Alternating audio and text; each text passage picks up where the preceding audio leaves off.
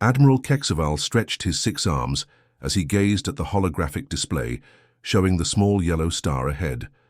His purple scales gleamed under the command bridge lights of the massive dreadnought, Eternal Dominion. After conquering 47 worlds in the past decade, this primitive system called Sol would be just another easy victory for the galactic hegemony. "Commander Thulgax, what's our fleet status?" Kexaval asked, his voice echoing through the bridge with natural authority. The 4-eyed tactical officer's tentacles danced across the control panels. 200 vessels ready, Admiral. 12 dreadnoughts, 50 destroyers, 100 cruisers, and 38 support ships. The primitive humans won't know what hit them. Kexaval's mandibles clicked with satisfaction. Intelligence reports showed these humans barely had chemical rockets and primitive satellites. They'd probably surrender the moment they saw the hegemony. Fleet, just like the Zorillians did last month. "Sir, incoming transmission," announced Communications Officer Veltar, her crystalline voice ringing across the bridge. "It's encrypted. Strange, the primitives shouldn't have this level of technology." The message filtered through their universal translators, crackling with static. "Turn back now. The humans are not what they seem. This is your only warning. Do not make the same mistake we did." Silence fell across the bridge. Several officers exchanged nervous glances, their various alien features showing concern. The message had come from deep space, but the origin point was scrambled. Kexaval burst into laughter, his massive frame shaking. Typical primitive desperation. Probably some trick with basic radio waves. These humans are trying to scare us with ghost stories. His laughter infected the bridge crew, who began clicking, chirping, and buzzing with amusement. "Sir, should we investigate the message source?" asked Thulgax. "Absolutely not. We have a schedule to keep. The High Council expects Sol to be conquered. Within 3 standard cycles, proceed with standard invasion protocols." The hegemony fleet surged forward, their massive engines creating ripples in space-time itself. Hundreds of alien vessels moved in perfect formation, each one bristling with weapons that could crack planets. Far away on Lunar Station, Captain Li Jin-Su watched the approaching alien armada through Earth's most advanced telescopes. His weathered face remained calm despite the overwhelming odds.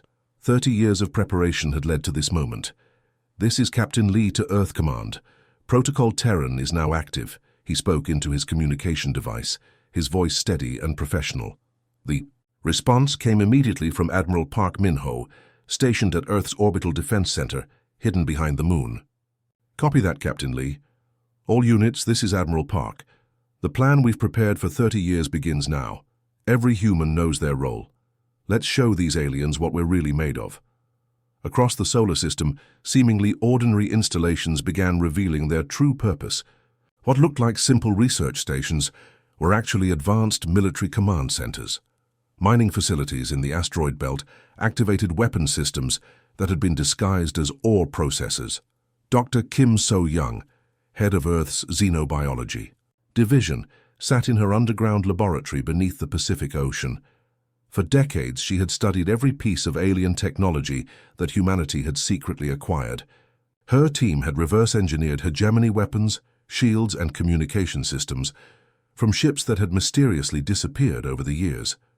"Captain Choi Dae-hyun, are our special packages ready?" Dr. Kim asked through her encrypted channel. "Captain." Choi's voice crackled back from the asteroid belt, where his mining fleet waited among the rocks. "Yes, Dr. Kim. Our mining ships are loaded and waiting. The aliens won't suspect civilian vessels until it's too late." His ships looked exactly like the cargo haulers and mining equipment they appeared to be. But hidden within their hulls were humanity's most advanced weapons: antimatter charges disguised as mineral processing equipment, quantum disruption generators built into asteroid mining lasers, and kinetic accelerators that could launch projectiles. At near light speed, Major Yang Kyung-min coordinated from Ceres Station, watching alien fleet movements through sensors hidden throughout the solar system. "All civilian contractors, remember your training. We've practiced this scenario thousands of times. Stay calm, follow the plan, and we'll send these invaders running back to whatever hole they crawled out of." The beauty of humanity's strategy was its simplicity. For 30 years, they had appeared primitive and harmless, while secretly building the most advanced military network the galaxy had ever seen. Every research station was a fortress. Every mining ship was a weapons platform. Every communication satellite was part of a vast intelligence network that stretched across multiple star systems. As the alien fleet drew closer, Captain Lee smiled grimly. The galactic hegemony was about to learn why every advanced species in the galaxy had the same warning about Earth in their databases. Do not engage, extreme caution advised. The trap was set, and humanity was ready to spring it. The massive hegemony fleet crossed into Earth's outer system like a storm of metal and death. 200 alien warships moved in perfect formation, their hulls gleaming with advanced armor that had never been scratched by enemy fire. Admiral Kexaval stood on his command bridge, watching the primitive blue world grow larger on his screens. Communications. "Open a channel to the entire planet," Kexaval ordered, his 6 arms folding behind his back in a gesture of absolute authority. The transmission boomed across Earth's communication networks with the power of a small star. Kexaval's voice, translated into every human language, carried the weight of 1,000 conquered worlds. "Primitive species of Sol 3, I am Admiral Kexaval of the Galactic Hegemony 3rd Fleet. Your planet is now property of the Hegemony. Surrender, immediately or face complete annihilation. You have 1 solar rotation to comply. This is not a negotiation." The message had worked perfectly on hundreds of worlds. Most species either fled their planets in terror or immediately begged for mercy. Some tried to fight and were crushed within hours. None had ever surprised the hegemony. At Earth Communications Center, Lieutenant Han Seung-woo sat calmly at his console, surrounded by the quiet hum of advanced electronics. His fingers moved across the controls with practiced ease as he opened a return channel. Around him, other operators continued their work as if nothing unusual was happening. "Greetings, Admiral Kexaval. Welcome to the Sol system. This is Lieutenant Han of Earth Communications. Please state your specific intentions and the nature of your visit." The response sent shockwaves through the alien bridge. Commander Thulgax's 4 eyes widened in disbelief. "Admiral, they're talking to us like we're tourists." Kexaval's mandibles clicked furiously. No primitive species had ever responded so calmly to his demands. "You heard my message, primitive. Immediate surrender of your entire species, or we will reduce your world to space dust." Han's voice came back just as calm and professional. "We're afraid that won't be possible, Admiral. Perhaps you should reconsider your approach. We'd be happy to discuss peaceful contact instead." The alien bridge erupted in confused chatter. Species across the galaxy had begged, screamed, or remained silent when faced with hegemony power. None had ever politely declined invasion, like they were turning down a dinner invitation. Deep beneath Mars Station, Commander Song Ji-hai watched the alien fleet movements on her tactical display.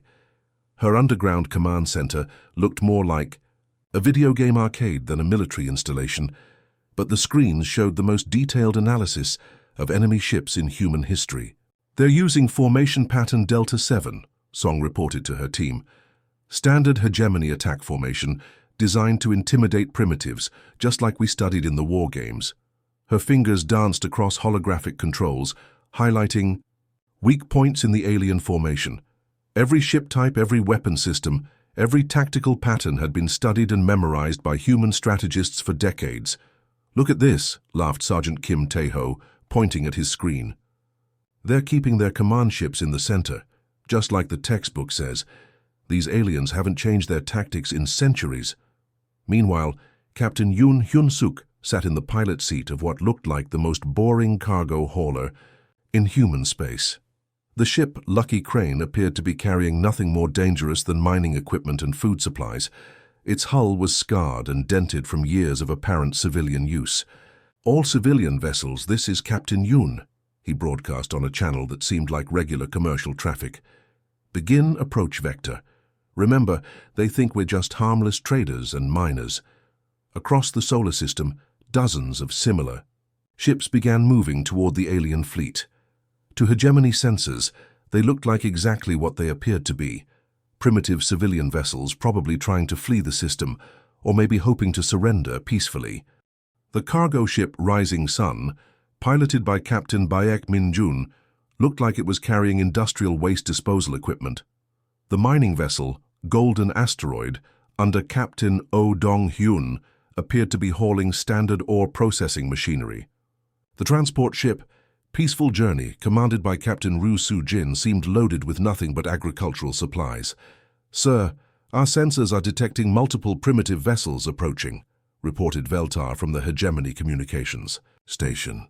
"Approximately 47 ships of various civilian classifications." Kexval laughed, his purple scales rippling with amusement. "Perfect. They're probably coming to surrender in person. These humans are even more pathetic than we thought." Commander Thulgak studied his tactical display. "The ships barely register as threats, Admiral. Most appear to be civilian cargo haulers and mining vessels. Their energy signatures are minimal, and we detect no significant weapon systems. What the hegemony scanners couldn't detect were the carefully shielded compartments within each human ship. Antimatter charges disguised as power cores, quantum disruption cannons built into what looked like mining lasers, kinetic accelerators hidden inside cargo containers, stealth fighters tucked away in spaces that appeared to be empty storage. Base. Weapons Officer Zulvex, keep all systems ready but don't power up yet, Kexval ordered. Let these primitives approach. We'll accept their surrender and then decide how many survivors to keep as slaves. The alien fleet maintained its intimidating formation, completely unaware that they were flying directly into the most sophisticated trap in galactic history. Every primitive human ship approaching them was actually a weapon of war disguised as civilian equipment. Captain Yoon checked his hidden tactical display one more time. Distance to target, 50,000 kilometers and closing. All packages, secure and ready for delivery. The first contact between humanity and the galactic hegemony was about to become the aliens' worst nightmare. The tension on the hegemony bridge reached a breaking point as the human ships closed to weapons range. Commander Thulgax's tentacles froze over his sensor controls, his four eyes blinking rapidly as impossible readings flooded his screens. "Sir, those human ships are different than our scans indicated," Thulgax warned, his voice cracking with confusion. "I'm detecting massive energy buildups inside what should be empty cargo holds." Before Admiral Kexval could respond, proximity alarms screamed throughout the alien fleet. Red warning lights bathed every bridge in crimson terror as sensors detected the impossible. Those primitive human vessels were transforming before their eyes. Captain Yoon Hyun-suk smiled grimly as his cargo hauler, Lucky Crane, shed its disguise. Like a snake shedding skin, hidden panels slid away to reveal gleaming weapon systems that shouldn't exist on a primitive world. His ship's fake mining equipment split apart, exposing antimatter charges that glowed with barely contained destruction. "This is Captain Yoon to all units. Time to show these aliens what human engineering really looks like. Release the packages." The first antimatter charge shot from his ship like a silver bullet, racing toward the nearest hegemony destroyer. The alien vessel's captain had only seconds to realize what was happening before the charge made contact with his ship's hull. The explosion was beyond anything the galaxy had ever seen. The destroyer didn't just explode, it simply ceased to exist. One moment it was there, bristling with weapons and armor that had conquered dozens of worlds. The next moment there was nothing but empty space and the expanding sphere of pure energy. That lit up the solar system like a second sun. "What in the seven hells was that?" screamed Commander Thulgax as his sensors went crazy, trying to process the impossible energy readings. Major Jang Yun-hae commanded a squadron of what had appeared to be simple agricultural transport ships. Her vessel, Green Harvest, looked like it should be carrying fertilizer and farming equipment to outer colonies. Instead, hidden within its cargo bays were quantum disruption generators reverse-engineered from captured hegemony technology. "Agricultural Squadron, activate disruption fields on my mark," Jang ordered calmly. "Let's see how their fancy shields handle their own technology used against them." The human ships opened like deadly flowers, revealing arrays of crystalline generators that hummed with quantum energy. Waves of disruption energy washed over the alien fleet, designed specifically to interfere with hegemony shield systems. The aliens watched in horror as their supposedly impenetrable barriers flickered and failed. Direct hit on their flagship's shields, reported Sergeant Lim Dong-wook from his targeting station. Their barriers are completely down. All ships in Formation Bravo are defenseless.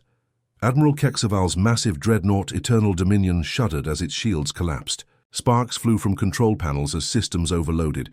His bridge crew scrambled frantically at their stations, trying to restore their defenses. Impossible. Our shields are hegemony military grade. These primitives shouldn't even know what quantum mechanics are. Keksaval roared, his 6 arms flailing in rage and panic. From hidden positions throughout the asteroid belt, Colonel Moon Jae-sung watched the battle unfold on his tactical displays.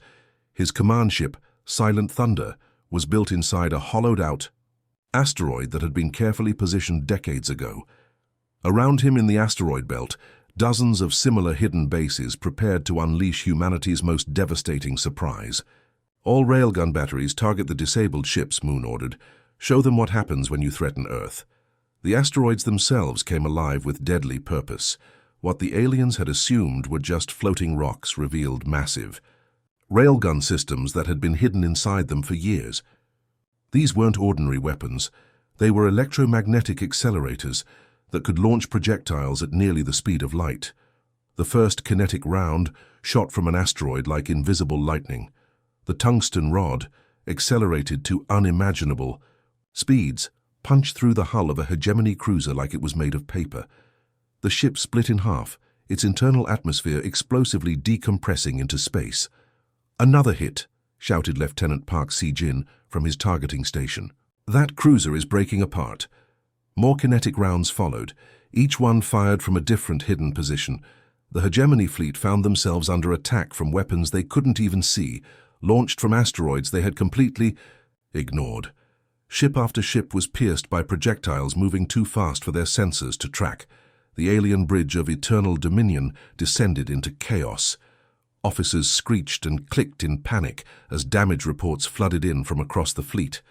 Warning lights flashed everywhere while computer systems overloaded, trying to process the impossible tactical situation. "Fleet status report," Keksaval demanded, his mandibles clicking frantically. "Sir, we've lost 47 ships in the first 30 seconds, Thulgax reported, his voice shaking with disbelief. "The humans are using weapons that shouldn't exist. Antimatter charges, quantum disruptors, kinetic accelerators, technology that's supposed to be centuries beyond their capability." Captain Baek Min-jun's transport. Rising Sun opened its cargo bays to reveal swarms of small fighter craft that looked nothing like human technology. These sleek vessels moved like liquid mercury, darting between alien ships and firing precision strikes at critical systems. "This is impossible," Keksaval screamed as another dreadnought exploded in a brilliant flash. "How do they have this technology? Our intelligence said they were primitives." The truth was becoming horrifyingly clear to the surviving aliens. They hadn't attacked a primitive species. They had walked into a trap set by beings who had been watching, learning, and preparing for this moment for decades. Every piece of primitive human equipment was actually advanced military hardware disguised to look harmless. Half the hegemony's third fleet had been destroyed in less than 5 minutes, and the humans were just getting started. Communications. Officer Veltar's crystalline hands trembled as she intercepted human transmissions flooding through space. The hegemony's advanced translation systems worked frantically to decode the messages, and what they revealed made her 6 hearts skip beats. "Civilian Mining Consortium to Earth Command," came the first transmission in clear, casual tones. "Antimatter packages delivered successfully, returning to base for equipment maintenance. Great job, everyone." Admiral Keksaval's purple scales turned pale gray.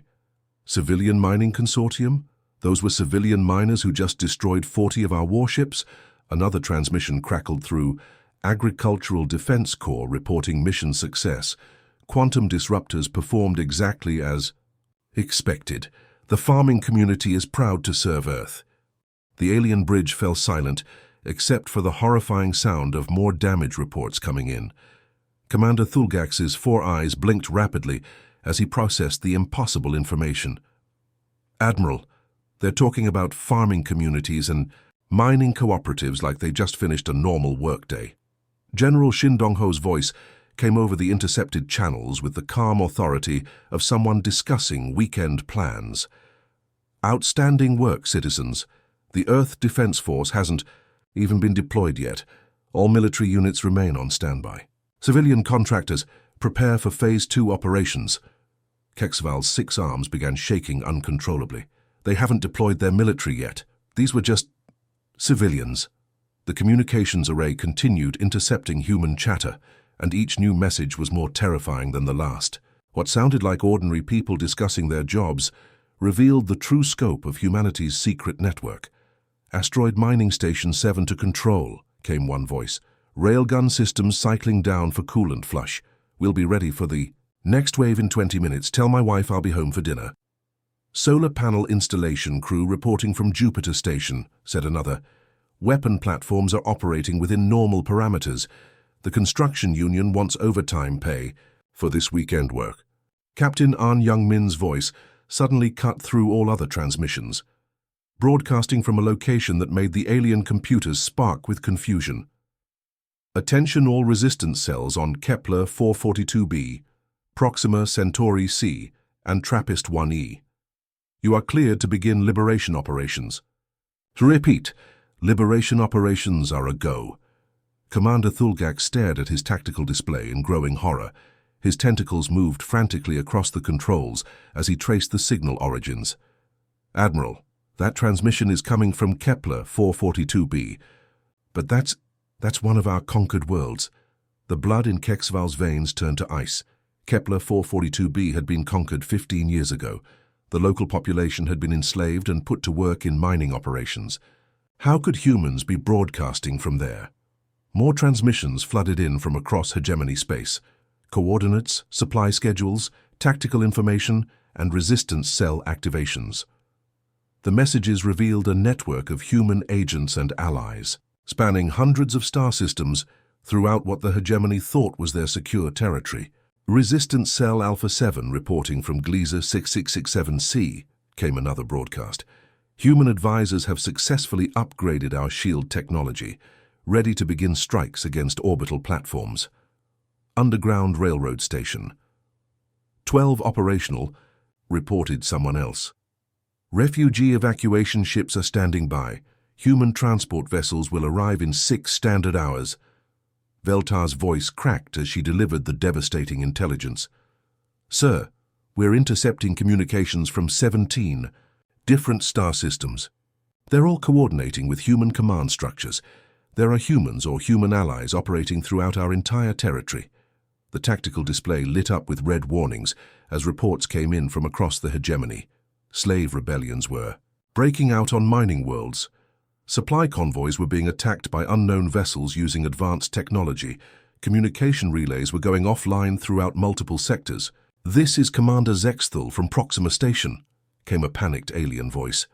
We're under attack by ships using unknown technology. They appeared out of nowhere. The prisoners have broken free, and they have weapons. Captain Lee Jinsu's calm voice cut through the chaos from Lunar Station. All human advisors embedded in hegemony territory begin Phase 2 operations. Remember, minimize civilian casualties. We're here to liberate, not conquer. The scope of the deception became clear to the surviving hegemony officers. For decades, humans had been infiltrating conquered worlds, secretly helping enslaved populations, providing advanced technology to resistance movements, and building a galaxy-wide network of allies. The warning message, whispered Thulgax, his voice barely audible. Admiral, remember the encrypted warning we received before entering this system. I've traced its origin. It came from Kepler 442b, from one of our own administrative centers. The horrible truth crashed over Kexval like a tidal wave of realization. The warning hadn't come from desperate human primitives trying to bluff their way out of invasion. It had come from humans who were already operating deep inside hegemony territory. Humans who had been watching and preparing for this exact moment.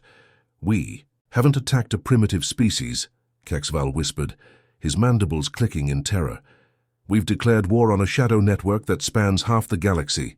Dr. Kim So-young's voice came through the communications, speaking to someone in a research facility.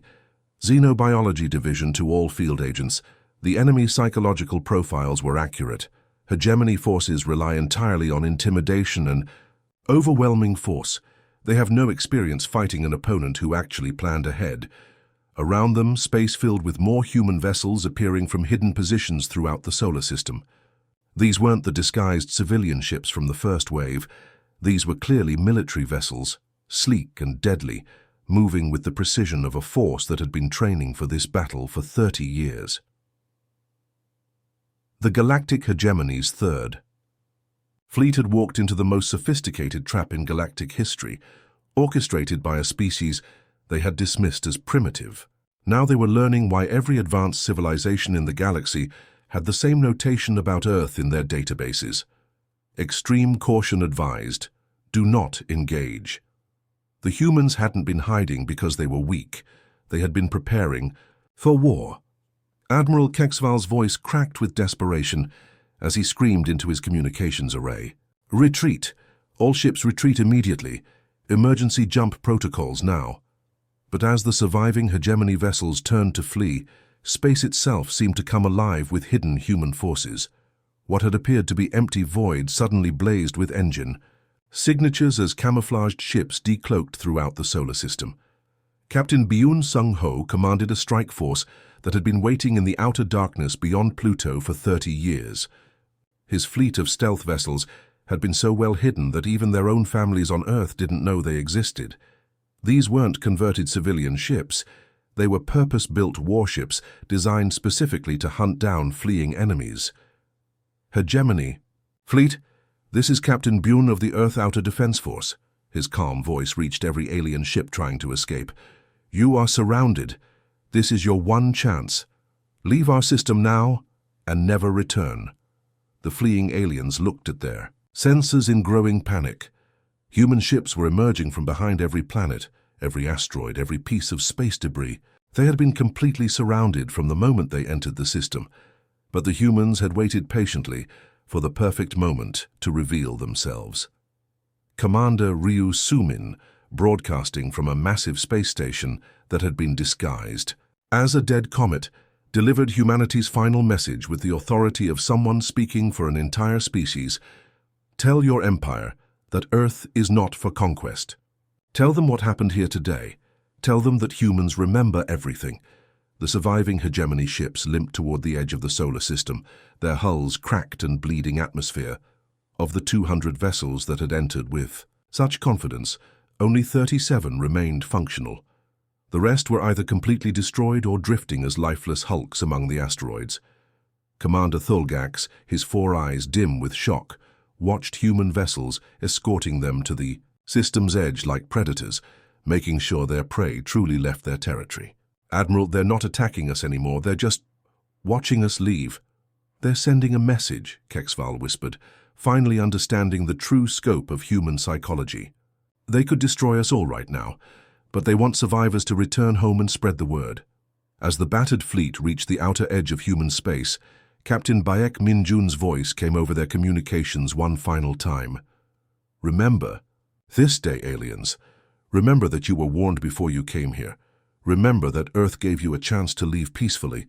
And remember that if you ever threaten our world again, we won't be so generous. The jump to hyperspace had never felt so much like escape. As the surviving ships fled back toward hegemony territory, they carried with them more than just battle damage. They carried the truth about humanity that would change the galaxy forever.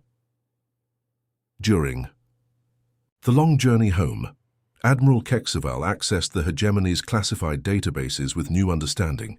He searched for every reference to Earth, every intelligence report, every contact log. What he found made his remaining scales turn white with fear. The file on Earth wasn't marked as primitive species as he had been told. It was marked with a single notation in the ancient galactic common language. Avoid at all costs, sleeping giants. Deep in the classified archives, he found reports from other species that had encountered humans over the centuries. The Krillian Empire had sent scouts to Earth 500 years ago. Only one ship returned, carrying a message. They let us leave to tell others. Do not disturb them again. The Zephyrian Federation had attempted peaceful contact 2 centuries ago. Their report was brief but chilling. Species exhibits advanced strategic thinking and technological adaptation beyond current galactic standards. Recommend no further contact until they choose to reveal themselves. Most terrifying of all was a report from the ancient Vorten Collective, filed over 1,000 years ago. Encountered young species near Sol 3. They showed us kindness and curiosity, but we observed them studying our technology with frightening intelligence. They learn too quickly. They adapt too well. Don't wake the humans. They sleep lightly and they never forget. As news of the Third Fleet's destruction reached Hegemony High Command, emergency sessions were called across their territory. The implications were staggering. If humans had been operating secret networks throughout hegemony space for decades, how many other conquered worlds were actually under human influence? Reports flooded in from across the Empire. Slave rebellions were succeeding with impossible coordination. Supply lines were being cut by ships using unknown technology. Communication networks were failing as hidden human agents activated Sleeper, programs they had planted years ago. The age of easy conquest was over. The galactic hegemony, which had terrorized dozens of species for centuries, now faced an enemy that had been watching them, learning from them, and preparing to fight them for longer than any of their current leaders had been alive. On Earth, Admiral Park Minho watched the last alien ship disappear into hyperspace. Around him, his command staff began the process of standing down from alert status, but they all knew this was just the beginning. "Send a message to all human agents throughout the galaxy," Park ordered quietly. "Phase 3 is now active. It's time to start bringing our people home." The galaxy would never be the same. Humanity had announced its presence not with diplomacy or trade, but by demonstrating that some species were too dangerous to conquer. The humans had been waiting patiently in the darkness, and now the galaxy knew they were there. The hegemony's age of easy conquest was over. Humanity had been waiting, and they were ready for whatever came next. The end.